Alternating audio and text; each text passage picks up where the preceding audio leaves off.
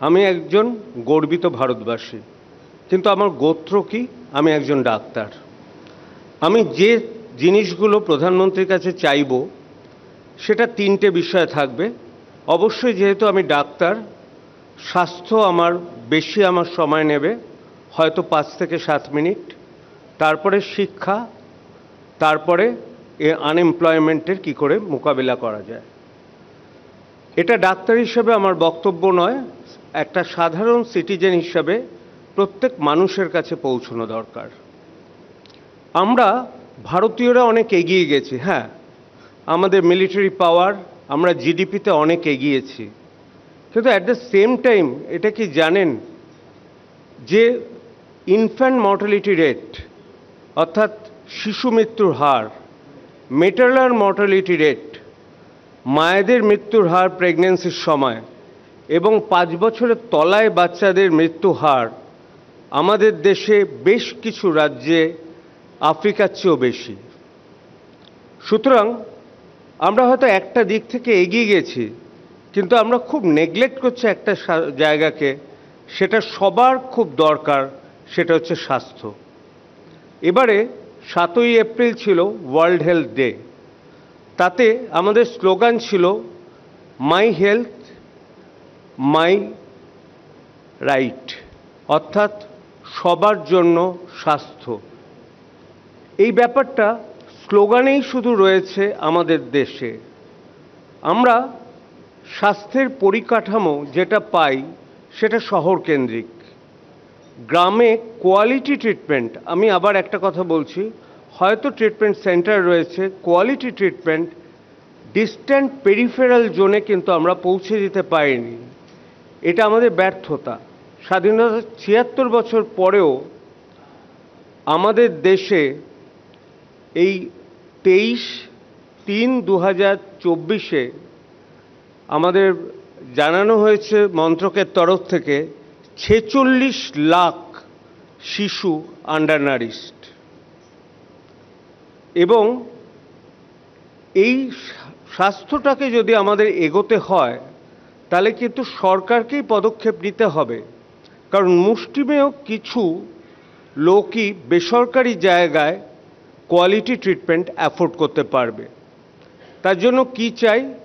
প্রকৃত পরিকল্পনা এবং সরকারের দায়িত্ব স্বাস্থ্যটা যাতে সবার কাছে পৌঁছে যায়।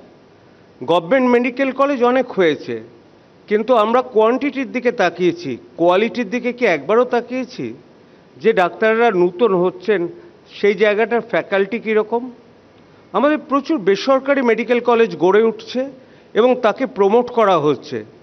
যারা বেসরকারি মেডিকেল কলেজে ভর্তি হন কিছু কোটি টাকার বিনিময়ে, তারা কি আমাদের তৃণমূল স্তর থেকে আসে? তারা কি এমডি বা এমবিবিএস হওয়ার পর তাদের কি সেই মানসিকতা থাকে যে আমরা সেবা করব গ্রামে গিয়ে?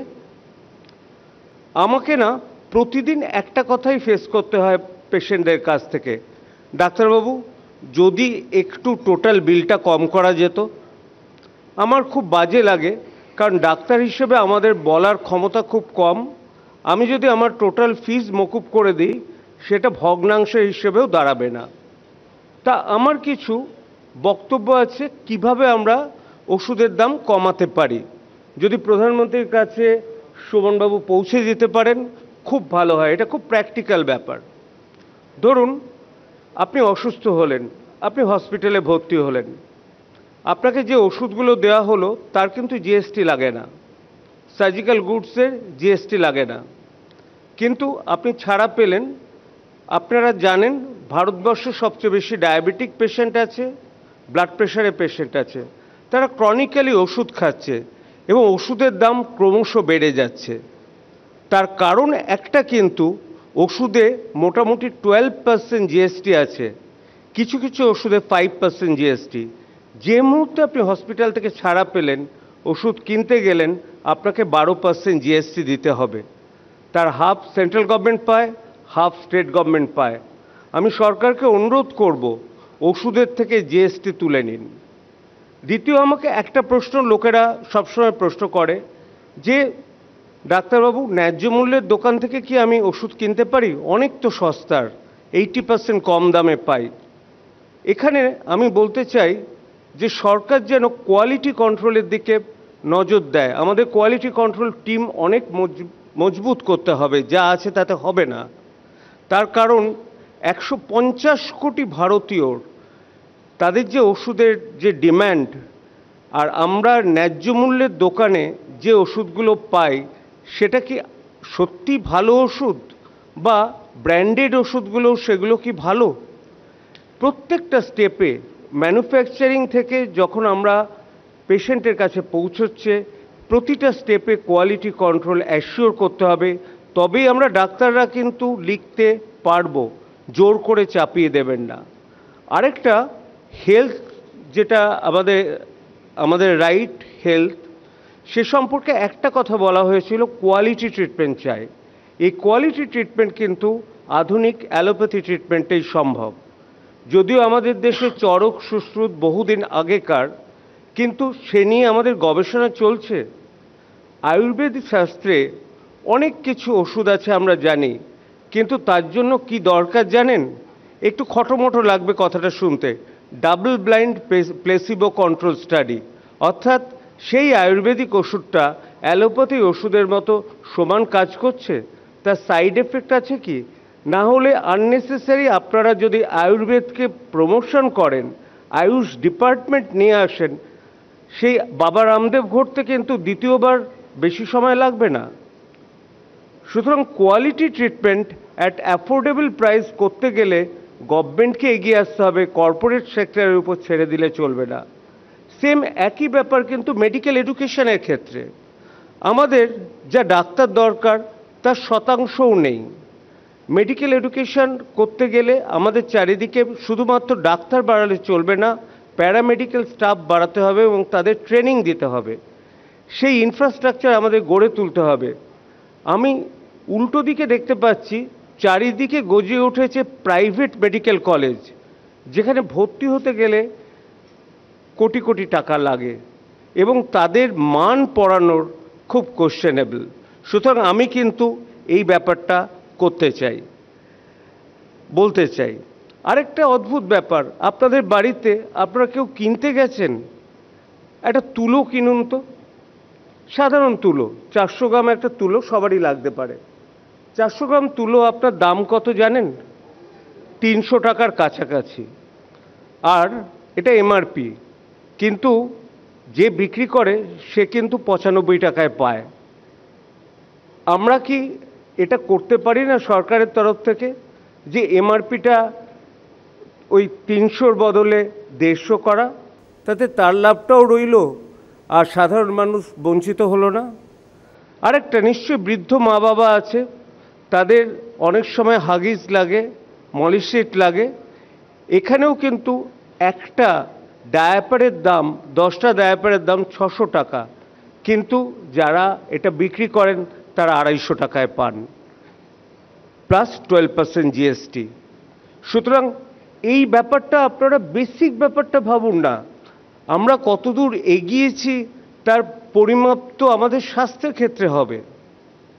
নাম্বার 2, যদি স্বাস্থ্য আমরা চলে যেতে চাই, আমরা চলে আসব শিক্ষায়। শিক্ষার ব্যাপারে এবং স্বাস্থ্যের ব্যাপারে আমাদের যে বাজেট অ্যালোকেশন, আমি জিডিপির 1% to 0.5% অ্যালোকেটেড হয়। আমার একটাই বক্তব্য, টোটাল জিডিপির অন্তত 5% শিক্ষা এবং 5% স্বাস্থ্যে দেওয়া হোক। তা না হলে কিন্তু আপনি দেখবেন বিলিয়নারের পর বিলিয়নার বেড়ে যাচ্ছে। 167 জন বিলিয়নার আছে এই মুহূর্তে ভারতে, কিন্তু 45 লক্ষ চাইল্ড তারা কিন্তু আন্ডার নারিশড। সুতরাং এবার শিক্ষায় আসুন। শিক্ষায় বেসরকারীকরণ, ডেড এগেনস্টে আমি। শিক্ষা করতে হবে সরকারকে। একজন গরিব মানুষের পক্ষে বেসরকারি স্কুল বা বেসরকারি কলেজে পড়ানো সম্ভব না।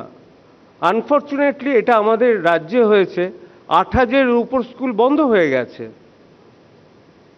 এবং স্কুলে যারা চাকরি করেন তারা বেশিরভাগ কিন্তু টিচিং ছাড়া অন্য সব কাজে ব্যস্ত থাকেন, বিভিন্ন সামাজিক প্রকল্পে।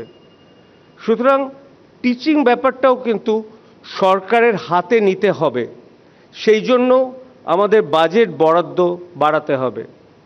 খুব নাটশেলে আমি যদি আসি, ডিম্যান্ড হচ্ছে বাজেট অ্যালোকেশন বাড়ানো, ডিম্যান্ড হচ্ছে বিপিএল বিলো পভার্টি লাইনের সংখ্যা বদলানো। বিলো পভার্টি লাইন হচ্ছে রুরালে হচ্ছে 1059 টাকা যদি মাসিক কারো রোজগার হয় সে বিলো পভার্টি লাইন। আজকে 2024 সালে 1059 টাকায় কি কোনো বিলো পভার্টি হবে না? Below below below poverty. সুতরাং বেসিক জিনিসটা আপনারা চিন্তা করছেন না কেন? এনভায়রনমেন্টের দিকে তাকান। One of the most polluted city আমাদের হচ্ছে দিল্লি, তারপর কলকাতা। আপনি দেখুন না, আমাদের ডিমান্ড হচ্ছে সেফ ওয়াটার। আপনারা ওয়াটার প্রিজার্ভ করুন, আর নয়তো 20 বছর বাদে ভারতের বেশিরভাগ জায়গা কিন্তু জলশূন্য হয়ে যাবে। সুতরাং সবশেষে আমি একটা কথাই বলতে চাই, ইউনিটি ইন ডাইভার্সিটি, বিভেদের মাঝে দেখো মিলন মহান, এটা কিন্তু আমাদের থিম।